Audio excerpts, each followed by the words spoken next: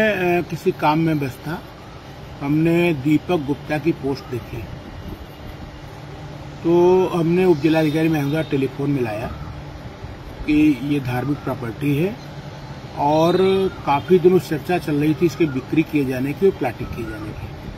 तो एसडीएम ने कहा कि हम तहसीलदार को और इंस्पेक्टर को भेज रहे हैं और इसका काम हम रुकवा रहे हैं। बात काम रुकने तक नहीं है।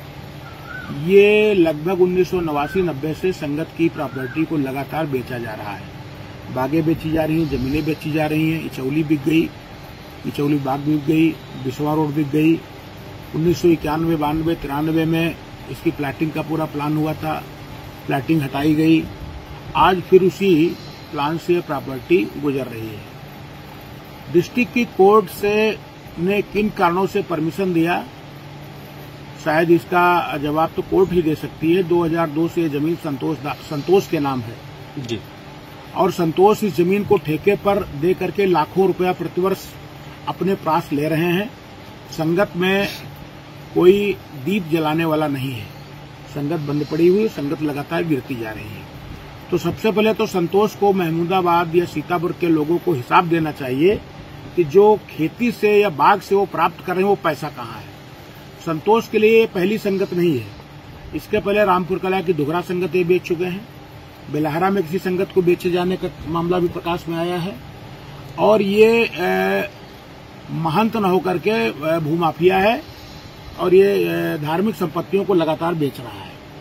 हमारी प्रशासन से मांग है और महमूदाबाद के बुद्धिजीवियों से मांग है, विभिन्न राजनीतिक दलों में जो लोग काम करते हैं उनसे मांग है कि कोई एक आम मीटिंग बुला करके और संतोष दास को उस मीटिंग में बुलवाया जाए।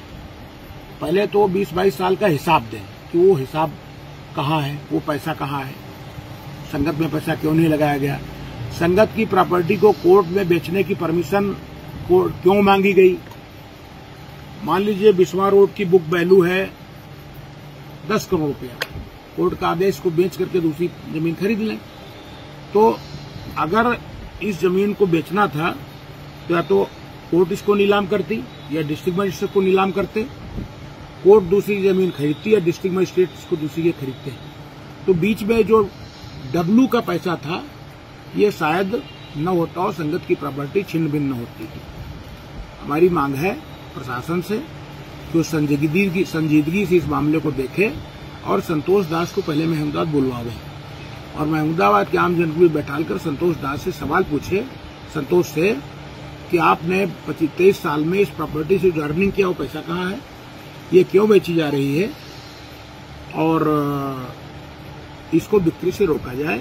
इस पर पब्लिक वेलफेयर के काम किए जाए, स्कूल खोला जाए, अस्पताल खोला जाए, छात्रावास खोला जाए, धर्मशाला खोला जाए और तमाम इंस्टीट्यूशन हो सकते हैं जिसको खोल करके इस जमीन को बचाया जाए। अब हमारे पास जानकारी है इचौली गांव में जमीन बेची गई, बाग बेची गई, जिस पर लोगों के मकान भी बने हुए हैं।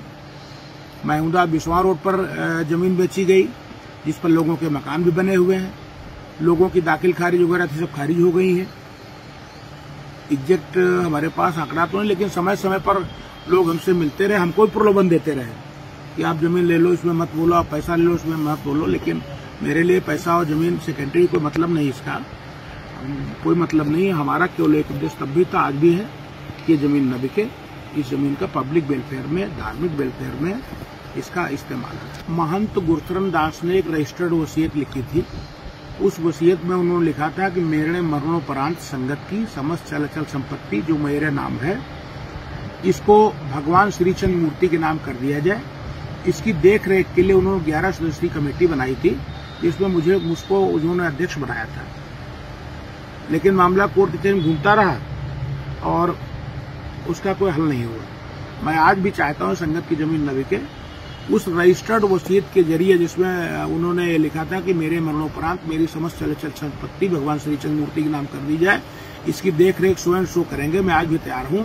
उस रजिस्टर्ड वसीयत में बतौर अध्यक्ष की हैसियत से जो उन्होंने मुझे दिया था, मैं आज भी प्रशासन को लिख करके जो भी चाहेंगे देने को तैयार हूं, जिससे संपत्ति न बिके। किया जा सकता, स्कूल हो गया, अस्पताल हो गया, छात्रावास हो गया और भी महमूदाबाद कोई पार्क नहीं, पार्क हो गया, या जो भी पब्लिक वेलफेयर के लिए आवश्यक हो उन चीजों को इस पर निर्माण होना चाहिए।